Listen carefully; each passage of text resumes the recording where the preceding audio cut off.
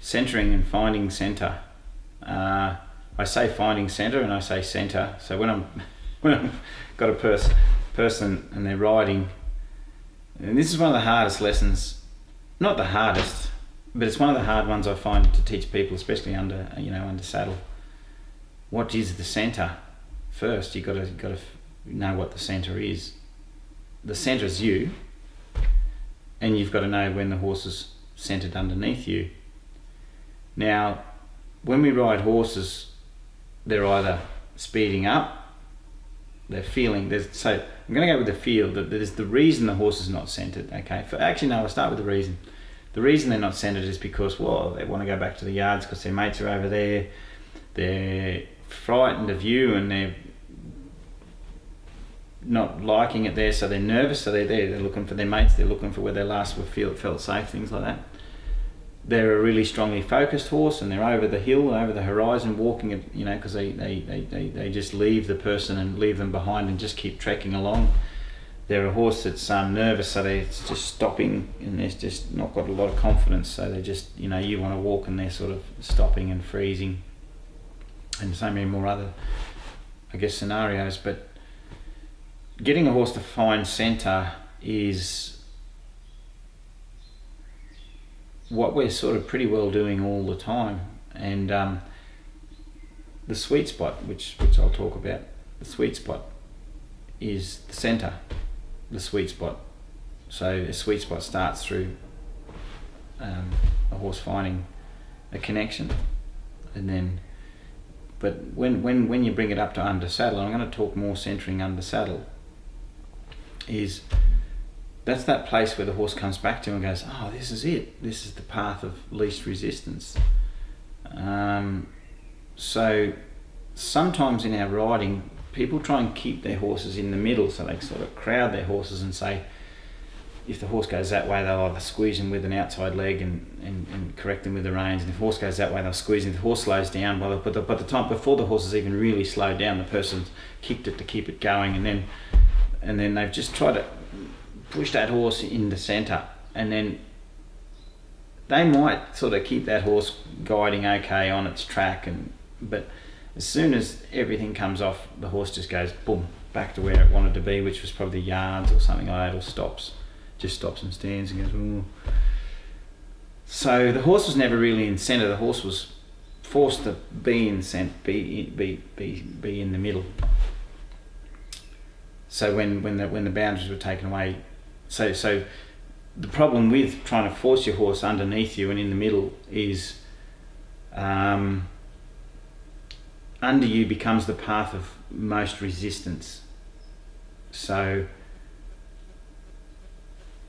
I'll give you an example. If a horse is walking away from home, it walks really slow and you kick to keep it going, for instance. But you turn it around, walk it towards home, you leave it alone because the horse is walking lovely in a nice straight line. So you not only leave it alone with the reins, you leave it alone with your legs because the horse is just walking straight back to the gate that it wanted to go. So a lot of people are actually showing their horses that being disconnected is the path of least resistance, because when the horse is going in a direction that it likes going or wants to go away from the person leaves it alone but when the horse is going in a direction it doesn't want to go, the person's using all its tools to keep it going that way. So if you ride like that, you're going to never have your horse centered, because the path your horse doesn't want to go is the path of most resistance because you're asking it to keep going, and the path that you want your horse to go, that you maybe don't want your horse to go, is the path of least resistance, because when you do walk in its direction, you leave it alone. How do you get your horse to find centre? Well, you have to swap that equation around, and maybe the path of least resistance has to be your idea. And you've got to also acknowledge when your horse finds centre. Now, for instance, instead of keeping a horse in a straight line by going squeeze, pull to keep it up, you give your horse more room.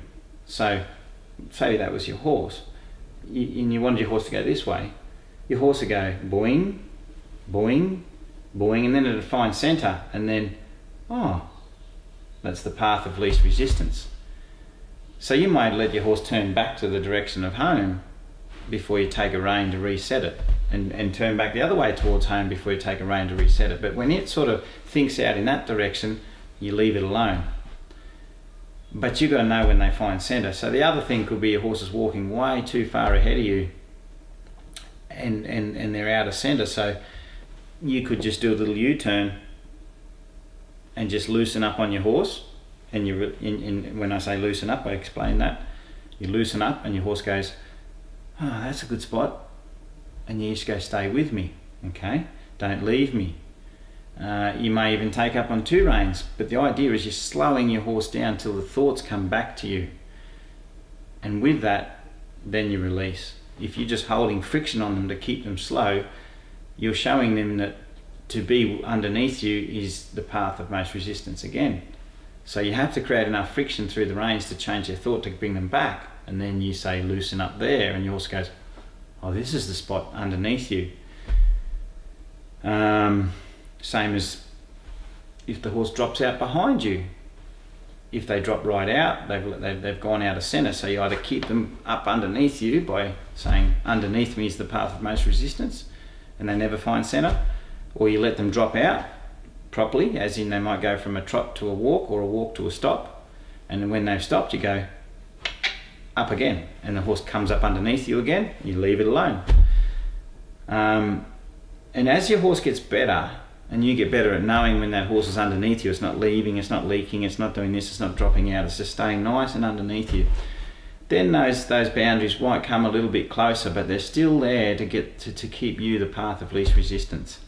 And that's why I like to ride without keeping my legs on my horse, without, because I'm showing my young ones and the re-education ones that to like being underneath me. And then when they do that, then you can refine your tools and bring your boundaries closer together. But they're still boundaries that the horse finds. They're not boundaries that are coming on your horse all the time. And that goes back to the one of the sayings that I sort of say a lot is, you let your horse find boundaries. You don't bring your boundaries to your horse. And then if your horse is allowed to find boundaries, then it will find centre. But if your boundaries are finding your horse all the time, then your horse will never know where centre is because it's too unclear for the horse.